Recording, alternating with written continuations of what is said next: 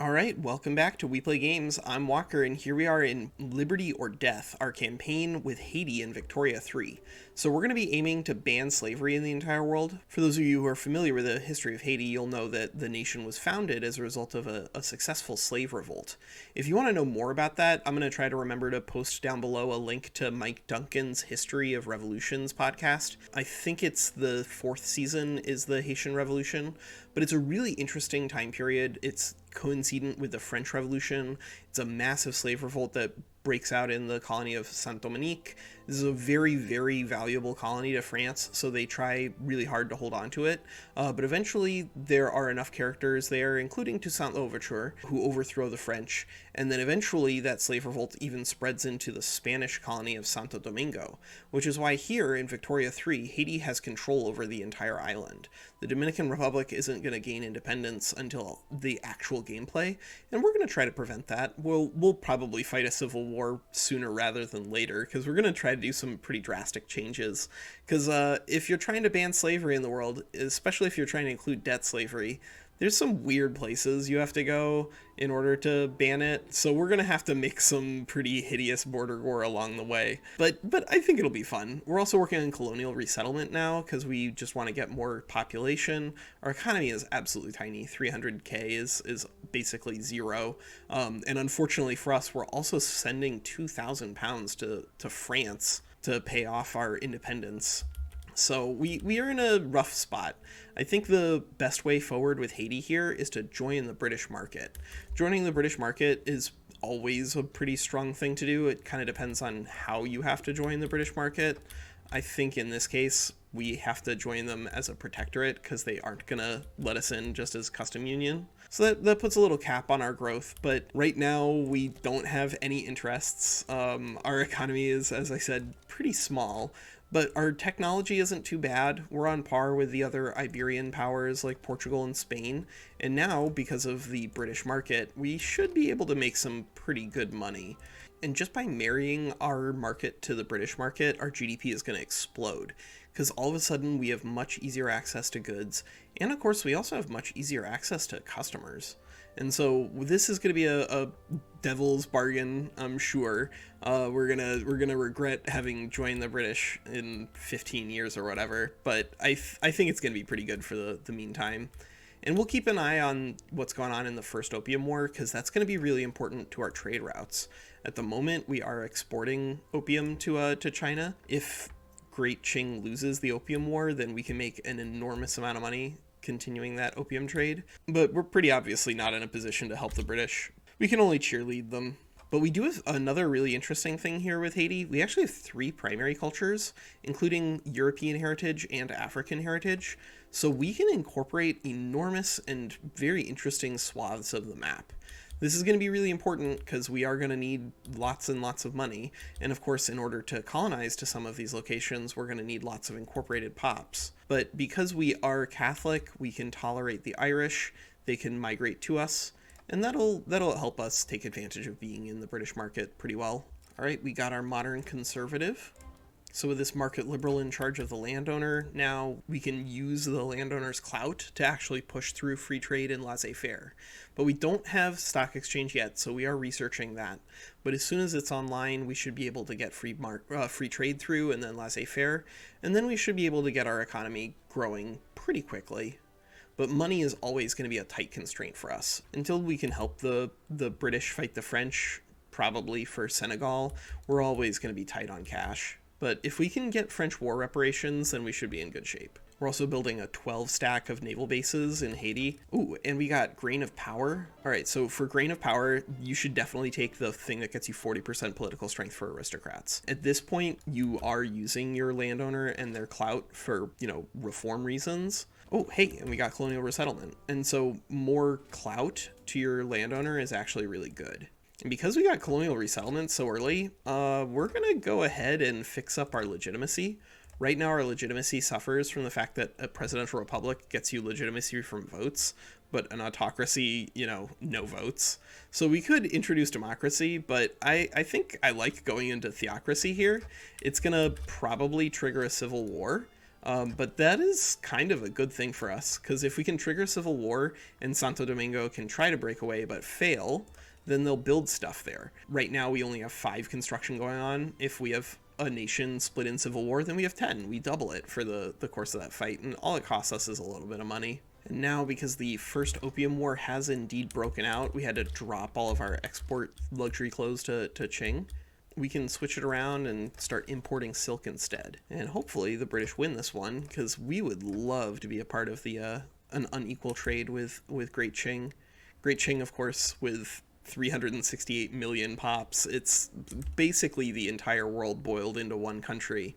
And so any trade you can conduct with them is going to have, generally speaking, a large number of units that it can move around.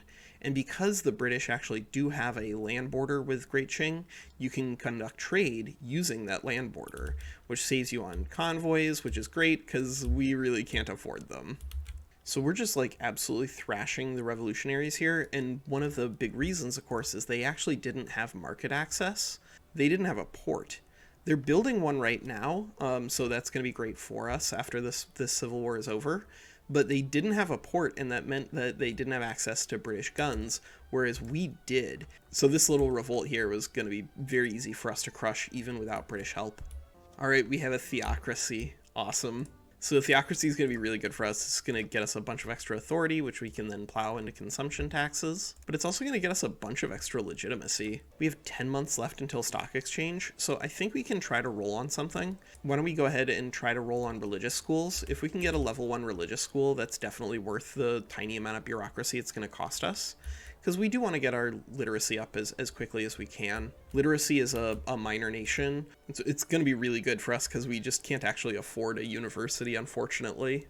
Looks like the British launched one naval invasion and lost and then gave up. So maybe we won't have access to the opium trade. That would be different. All right, we have 3 months left on stock exchange, so we'll let religious schools roll. But if we don't get it, then we're just going to drop it and switch over to stock exchange. Oh, looks like the British are indeed back. Yeah, go Great Britain, go Queen Victoria. All right, we got stock exchange. So that's a huge burden off of us in terms of bureaucracy just for getting the tech. But if we can switch into free trade, it'll be even better. Because if we can set a bunch of trade routes up under free trade, that'll get a lot of money into the hands of capitalists. And then we can, from there, set up laissez-faire, then we'll get a bunch of money in investment pool. It'll be a great way for us to just get tons and tons of cash. Oh, sick. We got popular playwright endorses reform. This is huge, because this is 20 prestige at the beginning of the game. We're very close to being a minor power. Once we're a minor power, we'll get another interest, and then we can start conquering in Central America, maybe pick up some territory out here in Africa. All right, so we have religious schools. That means it's go time for free trade, but it's also go time for a war with France. So we're going to declare a war to conquer French Senegal, and we're going to go ahead and add French war reps. And you know what? We'll take French West Indies as well. And then we're going to go ahead and offer an obligation to the UK. So now we have the UK on our side. We're going to mobilize a troop, just send them somewhere to help clear out the West Indies. But our main stack, this 5-stack with our leader, he's going to have some work cut out for him. We're going to have to do a lot of naval invading here. But if we can take both of these states and French war reps, this will be enormous for our economy. If we can't get both for whatever reason, then it'll still be pretty good. I really would love to get French Senegal, because French Senegal is this very powerful doorway. If you have control of French Senegal, you can conquer into Futatoro, then into Carta, then Ségou, then Messina. Then you can build the Mosque of Djenné, which is going to get you 20% education access in your entire empire. It's really great for your economy.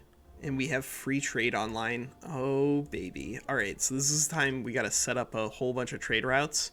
But this is going to be really great for us in terms of the growth of the Haitian section of the British market. Let the grain trade begin. So that gets us a little bit extra loyalists there. Not a big deal. The much bigger deal, of course, is that with free trade in hand, our economy is going to go pretty quickly. All right, so we hit laissez-faire. So that means we're going to go ahead and add a construction sector. I think we have enough money that we can afford one. But this is one of the central stresses when you're playing a really small country like this, It's not clear how much you can actually expand your economy until you figure out how much war reps you're actually going to get, if you're going to get any at all.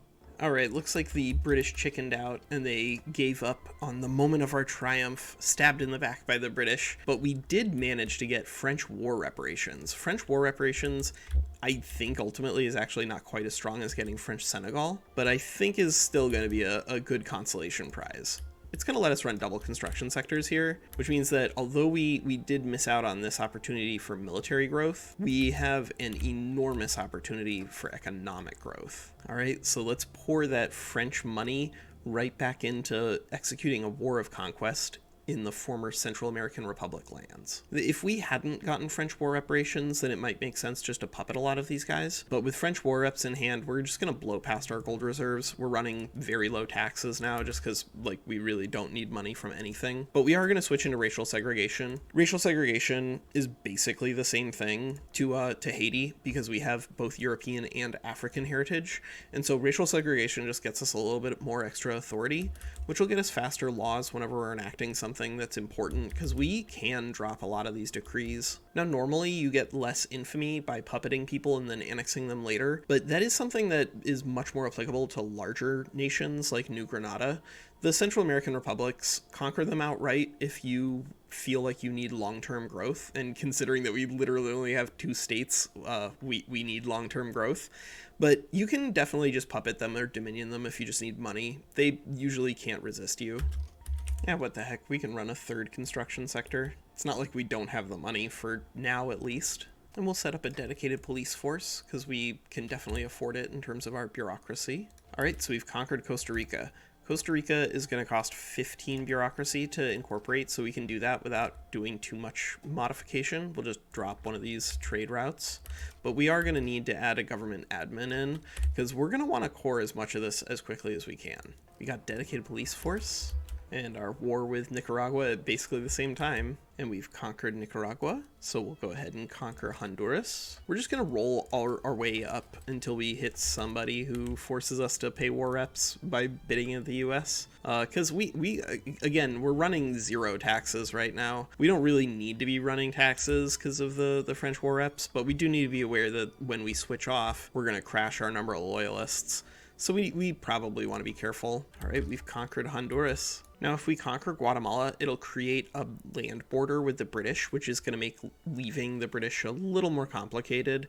But I think we're going to end up with a land border with the British kind of either way, because we're going to need to puppet Venezuela. It's going to be difficult to dislodge them from the Caribbean. So I think it's worth it overall for us to just conquer Guatemala. Oh no, Mexico's making El Salvador into a puppet. We're too late. Well, fortunately, El Salvador doesn't have slavery, so that's not a problem for us from a macro perspective there.